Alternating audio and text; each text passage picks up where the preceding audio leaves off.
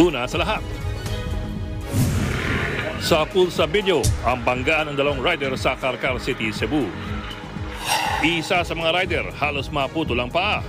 Nakausli na rin ang buto. Ang buong detalye kaugnay ng aksidenteng yan, abangan.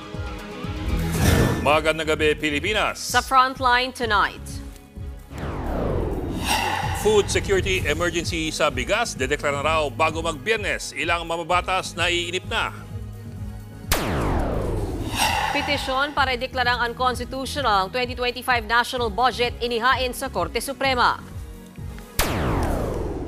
Mga estudyanteng nagbayad na nga para sa founding anniversary ng kanilang eskwelahan, napilitang pa maglakad ng kilo-kilometro. Merong mga nahimatay sa pagod at init. Meralco, pautay-utay na magre-refund ng 19 billion pesos sa mga consumer. Higit isang oras na lamang, Chinese New Year na. Silipin po natin yan live mula sa Binondo, Maynila. At sa showbiz, ang mga upcoming music ni na Blackpink, Jennie at Lady Gaga parehong magkaka-album.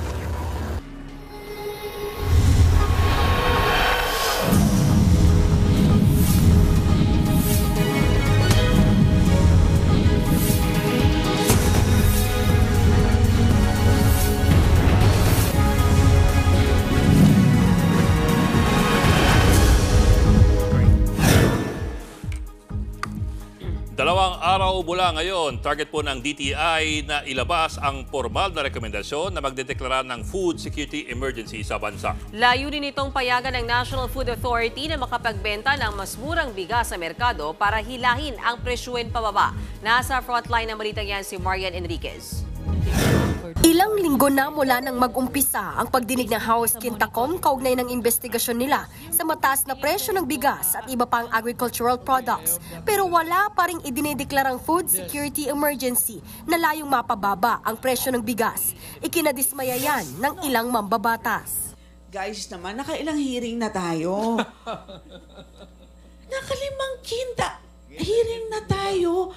Kailangan nyo nang i-declare na meron tayong emergency because clearly merong extraordinary price levels. Hinihintay pa rin daw ang rekomendasyon ng National Price Coordinating Council para magdeklara ng food security emergency ang Department of Agriculture. Kapag naideklara ito, mabebenta na sa merkado ang murang NFA rice. Ano ang deadline nyo dyan? Sino ayaw pumirma? Hindi naman sa ayaw. There were some dun sa mga I think it's more of the wording of the formula for declaring extraordinary price to support the declaration. Ang Department of Trade and Industry na ang nagsabi na sang-ayon ng NPCC na may labis na pagtaas sa presyo ng bigas, pero nire-review pa raw ito. Dahil dyan napagkasundoan na matapos ang 2 araw, ilalabas na ang kanilang rekomendasyon para sa pagdedeklara ng food security emergency. Sir, in 2 days, lalabas na yan? O in 48 hours, may lalabas na? Kaya na, Mr. Chair. Kapag nangyari yan, maaari nang magbenta ng nasa 300,000 sako ng aging stocks ang NFA sa halagang 29 pesos kada kilo. 500,000 na sako ng regular stocks na bigas naman ang maaring mabenta sa subsidized price na 38 pesos kada kilo. Kapag idineklara na ang food security emergency, sa NCR daw muna unang ibebenta ang mas murang NFA rice. Nagbabalita mula sa Frontline, Marian Enriquez, News 5. Formal lang hiniling ng ilang kongresista sa Korte Suprema na ideklarang labag sa saligang batas ang 2025 national budget. Kaugnay po rin po ito ng mga nabisong blankong item sa bicameral report ng Kongreso bago naaprubahan ang pambansang pondo. Nagbabalik si Marian Enriquez.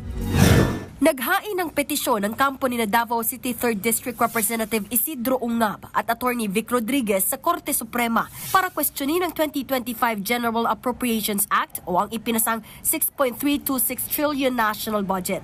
Panawagan nila sa Korte Suprema ideklarang unconstitutional ang budget matapos makitaan ng 28 blankong halaga sa Bicameral Conference Committee report na niratipikahan ng Kongreso noong Disyembre. Ang trabaho lamang ng Bicameral Conference Committee is to reconcile, if any, yung mga conflicting figure. Wala na.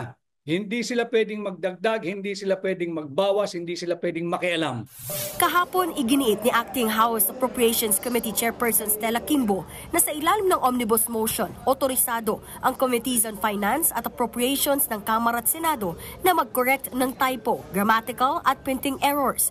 Pero sagot ni Rodriguez, Paano naging typographical ang blanco?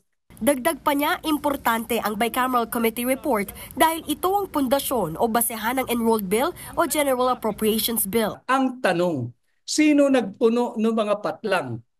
Wala nga amin. Why? Because that is criminal. Dahil dito, pinag-aaralan na ng kampo ni Rodriguez ang paghahain din ng kasong kriminal na falsification of legislative documents. Nanindigan naman sina Kimbo at House Appropriations Committee Vice Chairperson Zia Alonto Adyong na walang mali sa ginawa nilang pagpasa ng 2025 national budget. Ang enrolled bill na, in short po, ang sinabmit po ng Kongreso na General Appropriations Bill ay complete.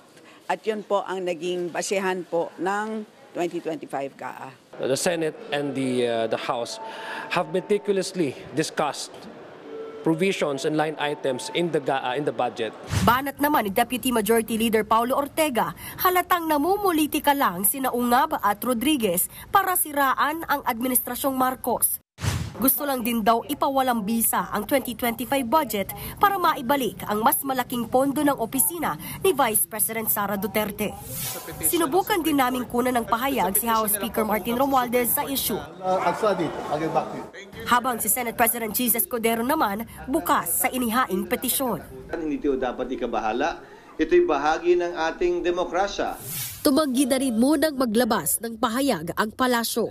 Nagbabalita mula sa Frontline, Marian Enriquez, News 5. Ang kontrobersya tungkol sa mga blanco sa BICAM report ng 2025 budget umabot na po sa Korte Suprema. Ang punot dulo ng kontrobersya, ano ba talaga ang kapangyarihan ng tinatawag na Bicameral Conference Committee? Teka, ano yun? Ganito po. Ang Senado at ang Kongreso gumagawa ng mga panukalang batas. Isang halimbawa po dyan ang taunang budget.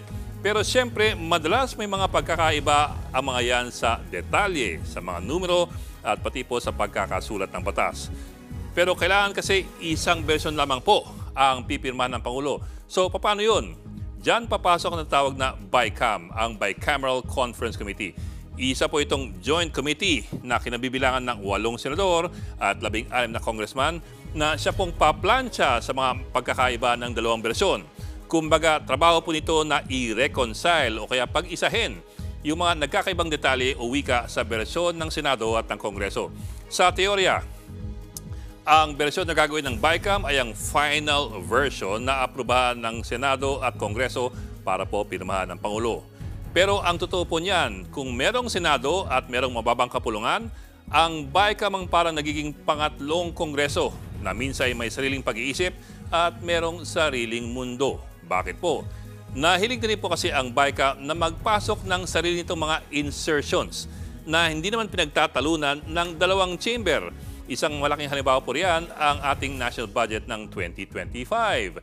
288 billion pesos ang dinagdag ng BICAM sa budget ng DPWH.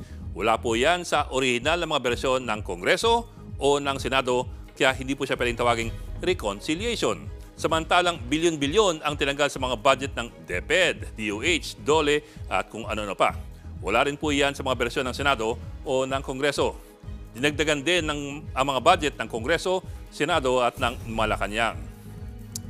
Noong 2023 naman, higit dinoble naman ng BICAM ang unprogrammed funds ng gobyerno mula 281 billion ginawang 731 billion pesos. Saan galing ang otoridad ng makapangyarihang BICAM? Kung tutuusin po, baka questionable pa nga ang existence ng BICAM. Bakit po? Sa Article 6, Section 26 ng 1987 Constitution, ito po ang proseso ng paggawa ng batas. Ang lahat po ng panukala kailangan dumaan sa 3 readings sa Kongreso at Senado. First, second, and third reading. Pero ito po, nakasaad din sa Section 26 ng Constitution na upon the last reading, yung third and final reading ng bill, no amendment thereto shall be allowed. No amendment shall be allowed. Kung gayon, saan papasok ang trabaho ng BICAM? At bakit pwede nitong amyendahan o kalikutin ng panukala matapos ng third and final reading? Kung tutusin, ang BICAM kasi na hindi man lang nababanggit sa konstitusyon o sa kahit anong batas. Katunayan po, isa sa mga panukala ng Consultative Commission ni dating Pangulong Duterte noong 2018 ang magdagdag ng isang probisyon sa konstitusyon para lamang kilalanin na meron ngang BICAM committee ang Kongreso in existence. Dahil sa ngayon, ang BICAM lamang po ay binubuo lamang ng Senado at Kongreso sa pamamagitan po ng kanilang sariling mga House Rules. Halimbawa, sa Section 62 ng House Rules, inaatasan ng Conference Committee na gumawa ng mga reconciled version ng isang panukala. Sa Section 63 ng House Rules, nakadetalye na dapat ang mga binago ng BICAM sa magkaibang bersyon ng Senado at Kongreso. At ang final na bersyon ng BICAM aaprubahan po ng mayorya ng Kongreso. House Rules lamang po yan.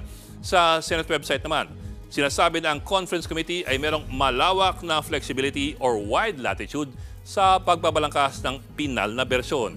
So ano pong ibig sabihin nito? Walang batas o patakaran na gumagabay sa Bicameral Conference Committee maliban sa kung anumang mga patakaran na gusto po ng Senado at ng Kongreso. Mga internal rules kasi ang mga ito. Dahil nga, ang lahat po ng mga ito ay internal arrangement lamang ng Kongreso. At dahil internal lamang ang lahat ng ito, kung anong gusto ng Kongreso, yun din ang kanyang ginagawa. May first investment ng Maharlika Investment Corporation. Bumili sila ng shares ng kumpanyang kabilang sa nagmamay-ari sa National Grid Corporation of the Philippines. Kaya asahan na raw ang pagmura ng singil sa kuryente. Nasa frontline ng balitang yan si Maricel Halili. Mas mababang presyo ng kuryente. Ito ang inaasahang resulta ng Department of Energy sa kauna-unahang investment na ginawa ng Maharlika Investment Corporation o MIC.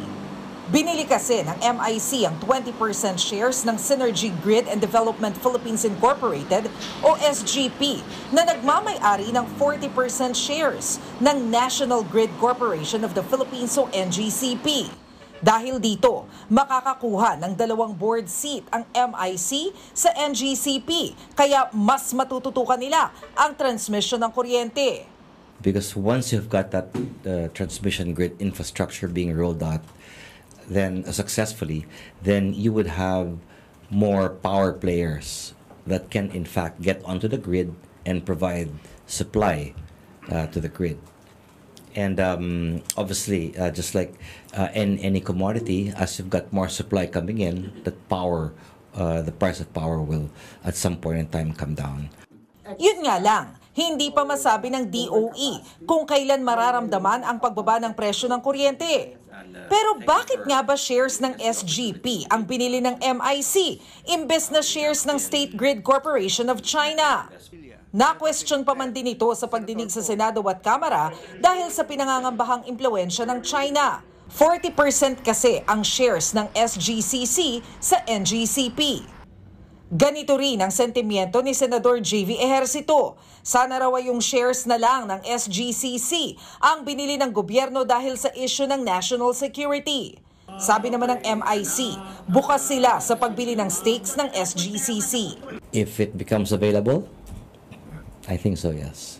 Sa isang pahayag, sinabi naman ng SGP na malaking oportunidad ang pagbili ng stocks ng MIC para mapalaki ang impluwensya ng gobyerno sa power infrastructure ng bansa.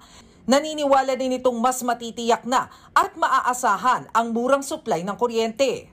Si Senador Joel Villanueva, bagamat kampante ring mapapababa nito ang singgil sa kuryente, dapat pa rin daw tutukan ang mga reforma sa buong energy sector mula sa generation transmission hanggang sa distribution. Paalala naman ni Senador Alan Peter Cayetano, dapat himaying mabuti ang pagbili sa shares lalo't maraming issue sa national grid. Inaasahang higit kumulang 1.28 billion pesos ang magiging kita ng MIC kada taon mula sa investment na ito. Nagbabalita mula sa Frontline, Maricel Halili, News 5.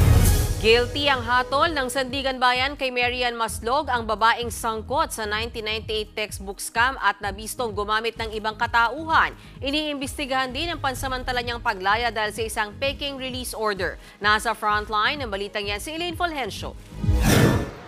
Pasado 1:00 ng hapon nang dumating sa Sandigan Bayan 2nd Division si Mary Ann Maslog. Siya ang inuugnay sa umano'y maanumalyang 24 million peso textbook scam noong 1998.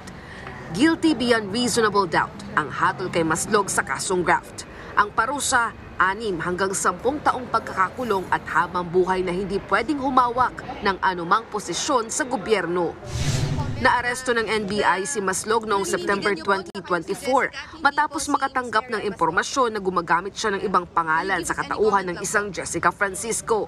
Doon niya giniit na matagal na raw patay si Mary Ann Maslog, pero lumabas sa fingerprint analysis ng Dactyloscopy Division ng NBI na si Mary Ann Maslog at Jessica Francisco ay iisa. Bago ang hatol, naungkat din sa pagdinig ang umano'y release order na natanggap ng NBI kung saan nakalaya si Maslog sa detention facility noong January 6. Pero makalipas ang ilang oras ay ibinalik siya sa detention facility ng NBI matapos makumpirmang peke pala ang release order. Bagay na kinumpirma mismo ni Maslog, pero nang tanungin ng kanyang abogado, wala raw nabanggit sa kanila si Maslog tungkol sa release order. Hindi talaga kami informed. So at saka mabibigla din kami if ever na may inform kami kasi there was a previous denial of our motion to post bail naman. So hindi talaga din namin alam. As we speak, for the record, we have not seen even the release order. Iniimbestigahan na rin ng NBI ang peking release order. Sinubukan naman ng News 5 na kuhanan ng pahayag si Maslog, pero tikom ang kanyang bibig.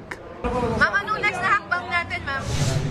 Ayon sa kampo ni Maslog, maghahain sila ng motion for reconsideration. Matapos ang pagbaba ng hatol, dinala na sa NBI facility si Maslog habang hinihintay ang commitment order ng kanyang paglipat sa Correctional Institution for Women.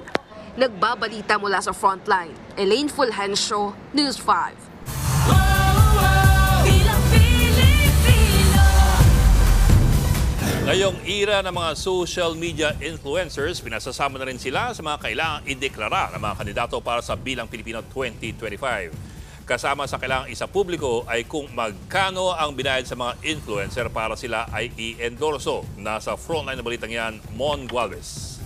Sa paparating na Bilang Pilipino 2025, hindi malabong gumamit ng social media influencers at personalities sa kampanya ang mga tatakbo sa eleksyon.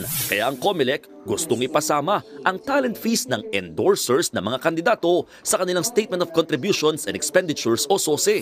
Kapag gumamit ng mga personalidad ng isang kandidato, iisipin daw agad ng COMELEC na bayad sila, kaya dapat nakasaad ito sa kanilang SOSE. Just to ensure equal opportunity. Kasi hindi naman po lahat ay makakapag-avail ng influencers. Kasi kung lagi sasabihin kasi sa amin na libre yan, kasi kaibigan, kakilala, napakadali po kasing sabihin yung ganon.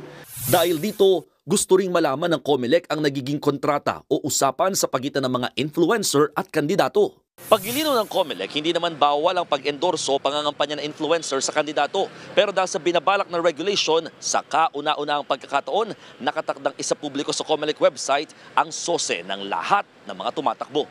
Maglalabas daw sila ng desisyon tungkol dito bago magsimula ang campaign period sa February 11. Lumagda rin ng Memorandum of Understanding ang COMELEC at social media platform na TikTok. Layo nitong labanan ng disinformation, misinformation at fake news na naglipa na ngayong panahon ng eleksyon. Ipinagbabawal na rin sa TikTok ang anumang political ads sa kanilang platform.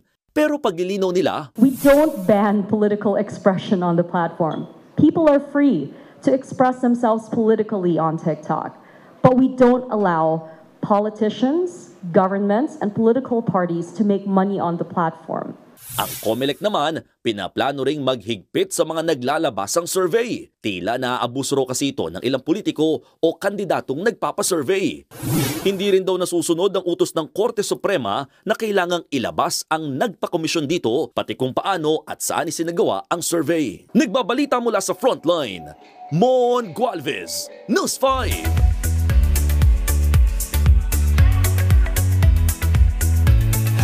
Showbiz Tonight na tayo. May mga bagong karakter sa hit seryeng Batang Quiapo. Makakasama na nating gabi-gabi sina Andrea Brillantes, Jay Cuenca, Albert Martinez, Michael De Mesa at Angel Aquino. Magbabalik telebisyon din ang mga veteran ng showbiz na sina Miss Celia Rodriguez, Dante Rivero at Chanda Romero. Panalo sa dami at bigat ng mga artista. Kung ano ang kanilang magiging papel sa hit action serye, sama-sama natin niyang aabangan. At abangan mamaya, more chika mula sa entertainment scene sa aking pagbabalik. Ang maglilipat, ipapahunting ko kay Tanggol. Susunod, Besling College ang nag-organisa ng out-of-town anniversary celebration kung saan may mga nahimatay, pinatatawag ng CHED. Paggamit ng sonic weapon kontra Philippine Coast Guard, mas agresibong hakbang ng China ayon sa Philippine Navy. At film hitmaker Bruno Mars, kauna-unahang artist na may 150 million monthly listeners sa Spotify. Magbabalik pang Frontline tonight. Mga kapatid, Ed Lingaw po, nasa Estados Unidos, Canada o saan mang dako ka ng mundo, manatiling may alam at may pakialam sa mga mainit na balita dito sa ating bansa. Simulan natin ang bawat araw sa tuloy-tuloy na balitaan sa Frontline. Mag-follow at mag-subscribe sa social media pages ng News 5.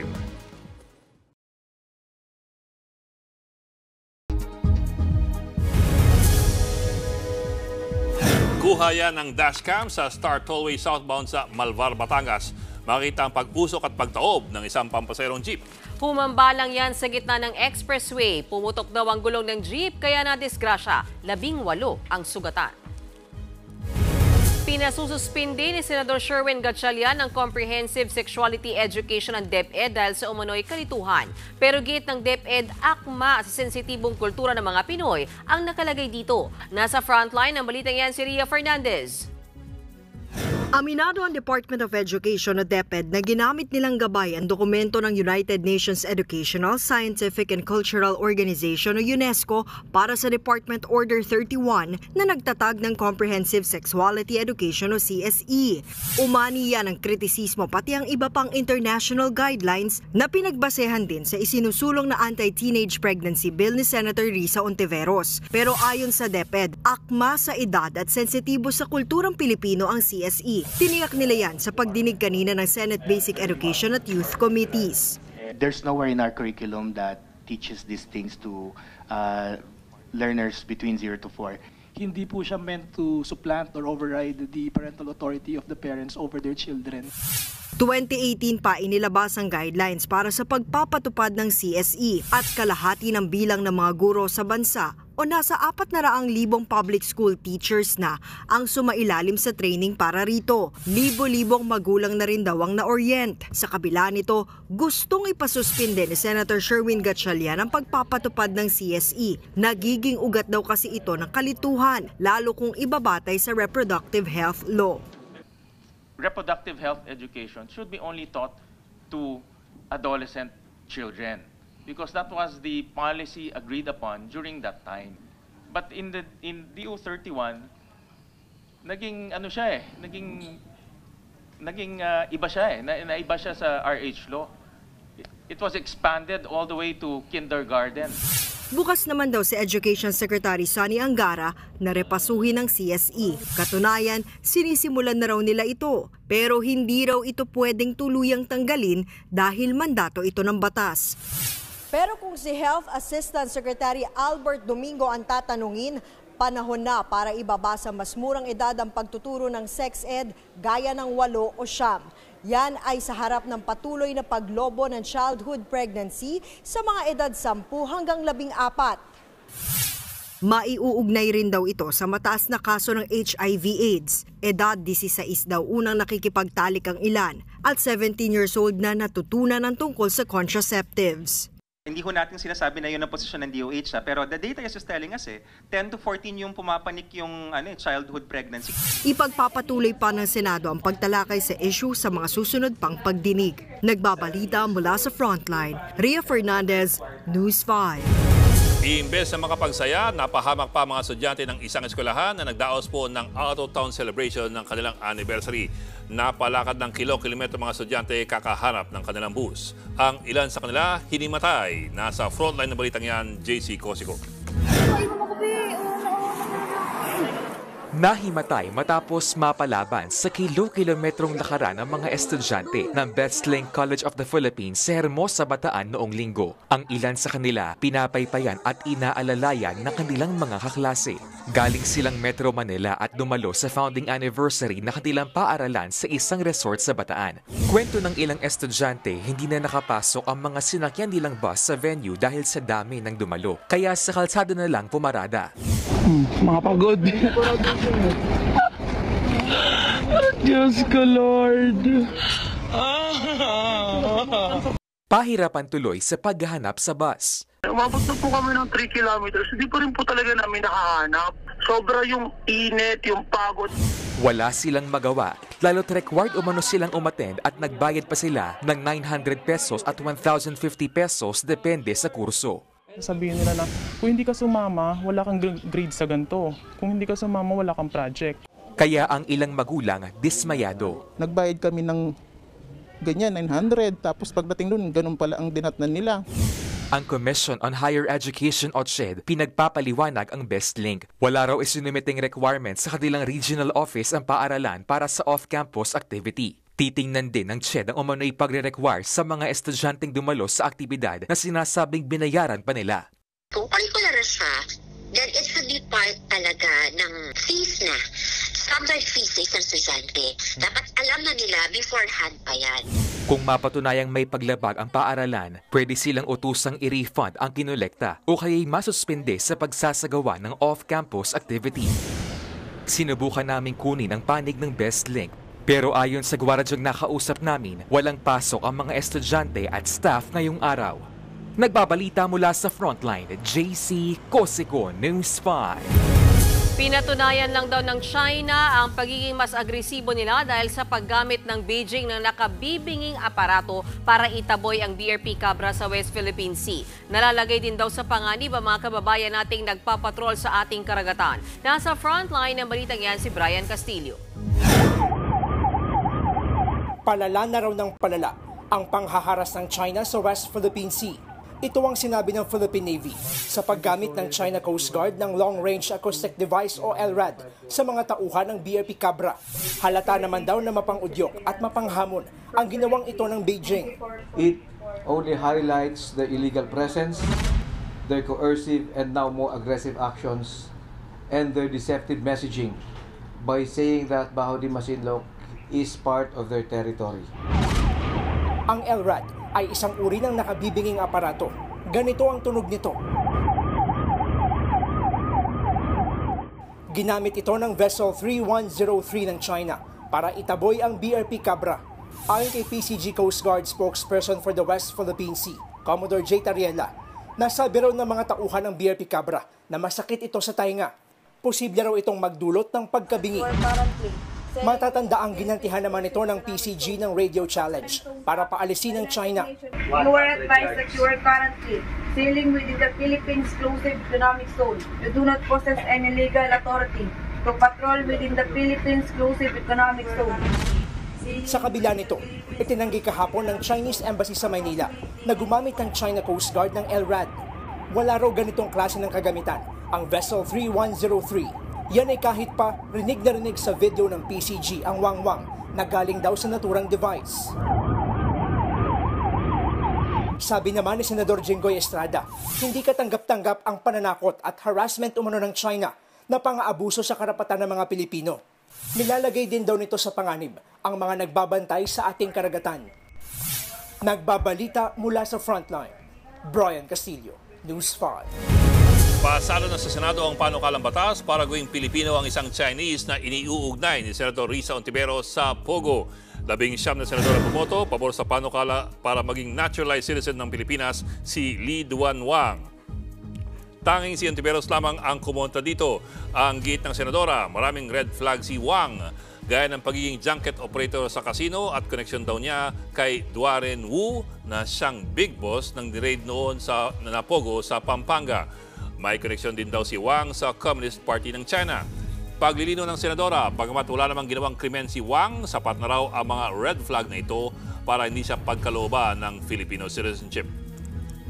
Hindi pa po ba tayo natuto sa panloloko ni Guo Huaping alias Alice Guo o kay Yang Jianxin alias Tony Yang? Sa buong paniniwala ko, ang nararapat gawin ng gobyerno ay imbestigahan si Li Duanwang, hindi magpasa ng batas para ituring siyang isa sa atin.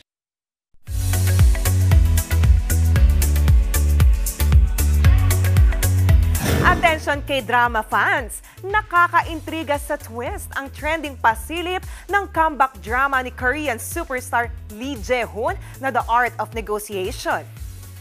나가 있고 절대로 건들면 안 되는 나도 있다. 윤준호 이걸로 끝장 납니다. 너무 늦지 않았나? M&A 하면 가능합니다. Ibang-iba si Jae-hoon dito. Bukod sa pagiging seryosong business negotiator, in his silver hair era rin ang Korean star.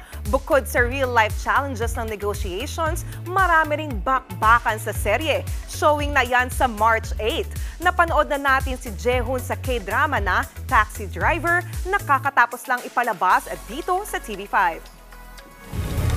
Susunod, rider sa Cebu halos maputulan ng paa matapos sumalpok sa isa pang motorsiklo. Congressman Ralph Tulfo nagsori at inaming dumaan nga siya sa EDSA busway. At Meralco magre-refund sa mga consumer ng pautay-utay na 19 billion pesos. Tutok lang mga kapatid dito sa Frontline Tonight.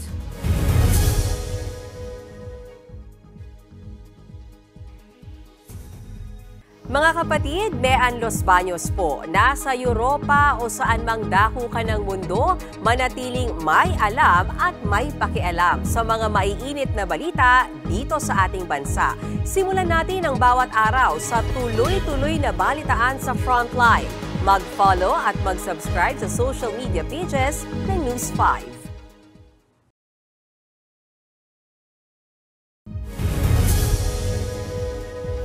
Isang sunog ang sumiklab ngayong gabi sa isang commercial area sa Macapagal Boulevard sa Pasay City. Kita sa video ang lakas ng apoy. Lagpas 30 minuto ang itinagal ng apoy bago ito naapula. Wala pang naitatalang sugatan o namatay. Inaalam pa ang sanhi ng apoy. Halos maputo lang pa ng isang rider matapos makasalpukan ng isa pang rider sa Karkar, Cebu. Ang nakapanlulumong disgrasya sa pool sa CCTV. Nasa frontline na balitang yan si John Aroa. Kuha ang CCTV na ito sa tapat ng gasolinahan sa barangay Ocaña, Karkar City, Cebu kahapon ng umaga. Maya-maya, makikita ang salpukan ng dalawang motorsiklo. Ang nabanggang rider na si Stanley Narcana napaupo habang namimilipid sa sakit. Sa video ng isang residente, kitang halos maputol na ang kanyang kanang paa. Nakalabas na rin ang buto. Nagpagulong-gulong naman ang nakabanggang rider na si Jezreel Mir. Sa imbestigasyon, magpapagasolina sana ang nabanggang rider kaya siya kumanan. Pero biglang sumulpot ang isa pang rider kaya nagkabanggaan sila. Ayon sa mga nakakita sa aksidente. Side mirror. Walang side mirror. Walang signal light ang motor ng biktima. Napag-alaman ding walang helmet ang biktima. Wala rin siyang driver's license at walang maipakitang rehistro ng motor. Sa ngayon, nasa ospital pa ang biktima at pinag-aaralan kung maibabalik pa ba ang nabali niyang paa. Graduating student sa kolehiyo si Narcana. Nadaan naman sa areglo ang aksidente matapos mangako ang nakabanggang rider na sasagutin ang pagpapa-ospital ng biktima. Nagbabalita mula sa Frontline, John Aroa, News 5. Nagsorry ang anak ni Senator Raffy Tulfo na si Congressman Ralph Tulfo kaugnay ng pagdaan ng kanyang sasakyan sa EDSA busway. Paglilinaw ni Ralph, wala raw naganap na pagbanggit o paggamit ng pangalan ni numan na nasa posisyon.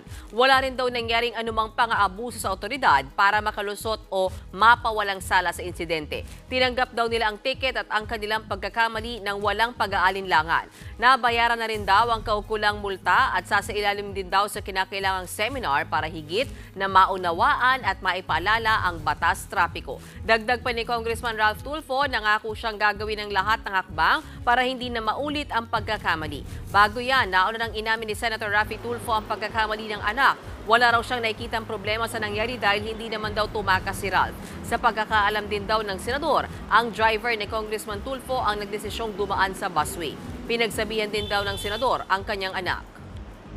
Kinausap ko si Ralph tungkol dun sa insidente at wala nang paligoy-ligoy pa at inadmit niya.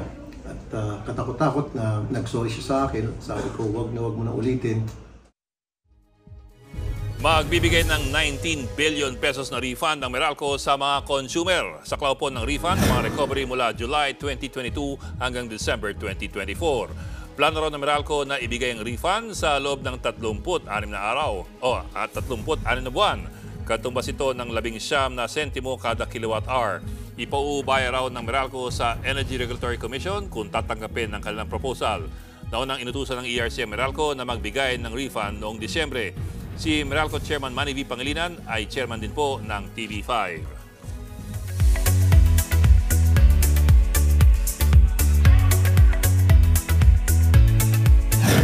Record-breaking si film singer Bruno Mars. Siya lang naman ang may 150 million monthly listeners sa Spotify.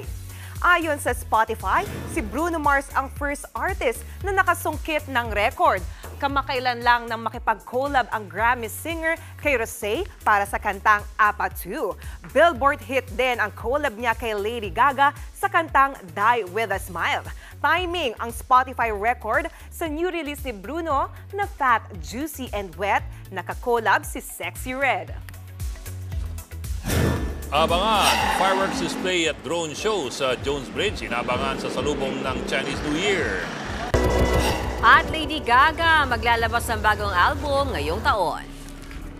Tuloy-tuloy ang balitan dito sa Frontline Tonight.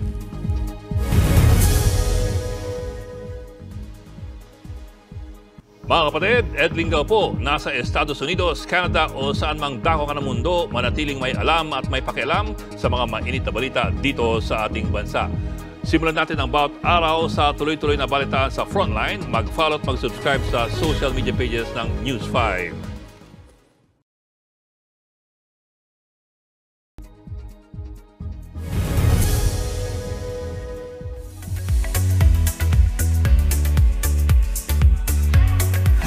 Makalipas ang halos 5 taon, muling maglalabas ng album ang pop icon na si Lady Gaga. Inilabas na ang teaser para sa kanyang 7th studio album na Mayhem. Dark at glitchy ang peg ng trailer kaya talaga namang nakakaintriga. 14 na kanta ang kasali sa album, kabilang ang hit song nila ni Bruno Mars na Die With A Smile. Ayon sa singer, hinarap niya ang takot sa muling pagbabalik sa estilo ng pop music na naunang minahal ng kanyang fans. I-release ang kanyang upcoming album sa March 7 ngayong taon. Spoiled na spoiled ang Rubies this month. Mailalabas na naman kasing single si Blackpink Jennie. Yan ang Love Hangover. Ayon sa post ni Jennie, 1 p.m. yan ilalabas dito sa Manila sa January 31. Kakulab niya dyan ang American singer-songwriter na si Dominic Fike. At speaking of Jennie, head-turner siya today sa isang fashion show sa Paris. Naispatan ding magkasama sila ng isa pang fashionista at model na si Kylie Jenner. At yan ang latest sa Frontline Showbiz ngayong Tuesday. Ako po si Johnny Alipon. Higit kalating oras na lang, Chinese New Year na. At ilan sa ating mga kapatid, dagsa na po sa Binondo para salubungin ang Year of the Snake. Inaabangan ng engrandeng fireworks display at drone show sa Jones Bridge. At live mula sa Binondo, Maynila, nasa Frontline na balitang yan si Brian Basa. Brian, kamusta na yan? Okay, and alam niyo, tao na lang ang nandito ngayon sa Jones Bridge. Makikita sila. Kumpul-kumpul sa aking likuran. Sarado na kasi ang July, ang bahagi ng Paredes Street at Plaza Cervantes. Dahil lang minuto lang tulad ng napanggipin nyo, ay sasalubungin na ang bagong Lunar Year dito sa pamamagitan ng isang engranding countdown. Pero bago pa man isara ang Jones Bridge, kanina alas 9 ng gabi, ay nakita natin siyang handa. Dahil traffic na yan, dahil tayo ilan sa kanila, humahabol na makadaan sa Binondo bago ka isara itong mga kalye. Ang din sa mga turista, nagtagsakin sa social media dahil pinapakita natin, at bilang na mga namasyal time na gusto sa mga imagine, galing sila raw ng halika ng bayan ng Mindanao. So talagang tumayo rito sa Maynila para magsaya. Isang programa nga ang ihahanda o ihahatid ng City Government of Manila kasama ang Filipino-Chinese community. Ng fireworks display.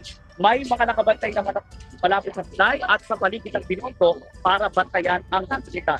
At maging sa Ongil Street na kilala sa mga trip, Dinagsari, may mga kakanin at street food. At syempre, nariyan ang tradisyonal na kopya at ikoy.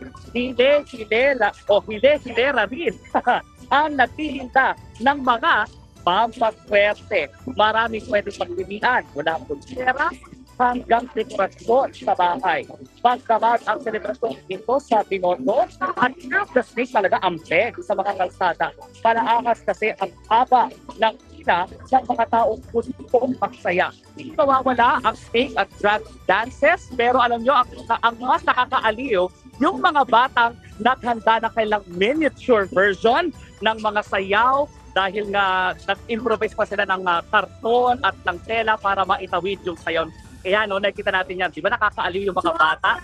At magsimula na ng programa dito sa Zone Street, sa Zone Street. At may pakita ng inyo.